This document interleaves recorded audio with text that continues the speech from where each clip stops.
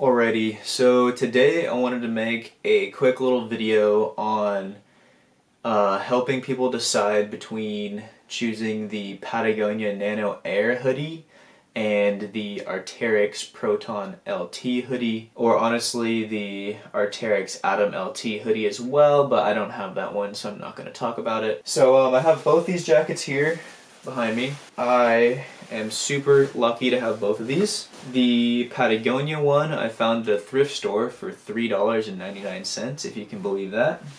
And the Arc'teryx one I got at REI used for like 130 bucks, I think.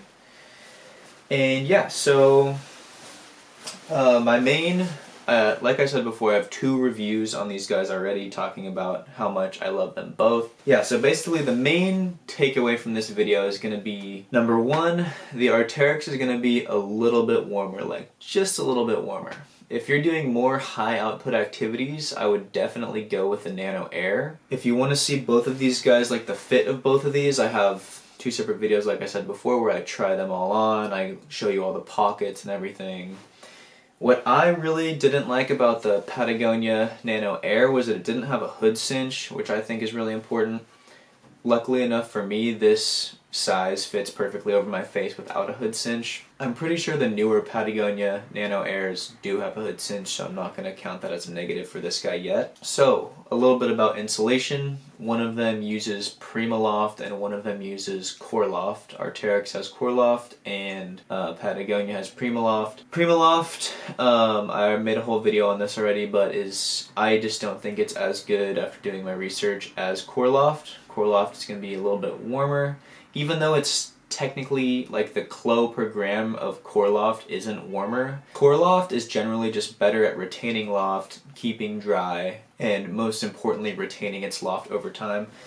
And while the Patagonia I have here is really old, you can really see the signs of how it hasn't retained its loft. It's really thin now, and it's still an amazing jacket. I love it, but it's a jacket that I'm going to use for warmer days, whereas the Arc'teryx is something I'm going to use for a little bit colder days. So my favorite of the 2 is definitely the Arc'teryx, without a doubt. I love both jackets a lot. I'm super fortunate to have them. Yeah, I'm super fortunate to have both of these jackets in my life, especially for the price that I got them at. But the Arc'teryx just fits my body so much better. The fit of Arc'teryx is something that I've learned is just better for me than Patagonia. And I don't have my chest measurements, but I'm 6'1", 175 pounds. Obviously, even if I did get my chest measurements, don't just go out and buy one. You really have to go out and try them on. Basically, you're just gonna have to ask yourself the question of kind of like, are you gonna be doing really high output activities, which both these jackets will work really well for? Are you going to be using it as a mid-layer, which both of these jackets will work super well for? You know, you're going to be in wet situations, rock climbing, whatever. I run super hot, so I would wear this jacket with a thin fleece under it and then a base layer under that. And my general activity is photography and like kind of slowly meandering up hills through the woods, sometimes through like snow, sometimes I'll like try to get to a spot before sunset, for example, and like exert a bunch of energy. The temperatures, and this is just beyond the perfect jacket for that activity. In my other video I made, I explained how I never would have thought to buy this, but now that I have one, I'm never gonna have any other jacket than a nice activewear layer like this. It's so much better than a fleece. It's so much better than just like a hoodie or something. Yes, it is pricey, but if there's one thing I would spend a ton of money on, it is this guy for sure, or the Patagonia Nano Air, depending on what temperatures you're in. So really quick temperature reference. If I'm doing the photography hiking situation like I said before, and I have a fleece on under this guy, which I usually do, anywhere between -5 and 0 degrees is perfect. Like, if you have this and a fleece. I find that at 0 degrees exactly, if I have a fleece on under this, pretty much the whole time I'm taking my fleece off and just wearing this, or I'm taking my fleece and this guy off and I'm just wearing my base layer. So that I run really warm. And but I find that this is perfect for like kind of on the move photography, because when I just start to cool down, this is the perfect amount of heat that I can throw on and I won't sweat. I'll just stay at my perfect temperature for a lot longer than if I was carrying like a down jacket where I'd throw it on and instantly just get like, whew, holy crap, like super hot.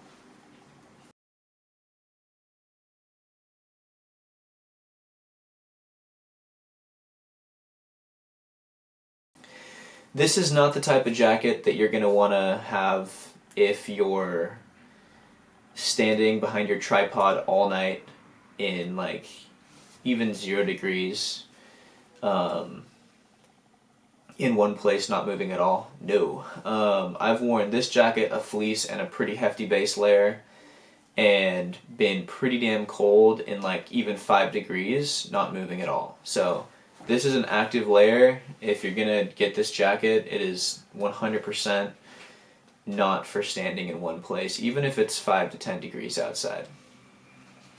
Another super positive thing I'd like to say about this guy is when I just wear this and nothing underneath, it is so soft and so unbelievably comfortable against bare skin. It feels amazing. The fit is freaking perfect on me. I cannot even explain.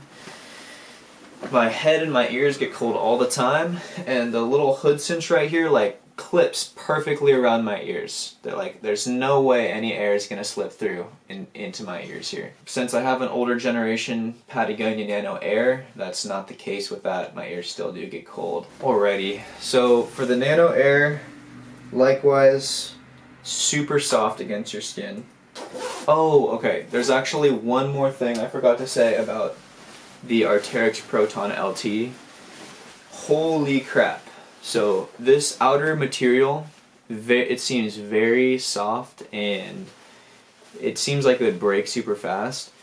Absolutely fucking not. This is, I don't know what material they use, but I have brushed this thing up against everything. I've like stuck my elbow into like an icy snow shelf and like slid all the way down the hill trying to stop myself, and there's absolutely nothing at all. Like, gone through bushes, spiky thorns, forest, and there's just literally 0 damage of any tears or rips at all. So whatever they make the outer layer of the Arc'teryx jacket, the Arc'teryx Proton out of, this is something I forgot to say in my last video, but wow, is it unbelievably light, unbelievably breathable, and just, whew, like, you can see why it's actually made for rock climbers. Like, you can seriously scratch this shit up against fucking anything, and it's totally fine. And yeah, I've had this guy now for almost a year, probably like 8 months.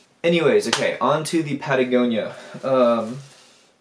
So likewise, super soft against the skin on the inside.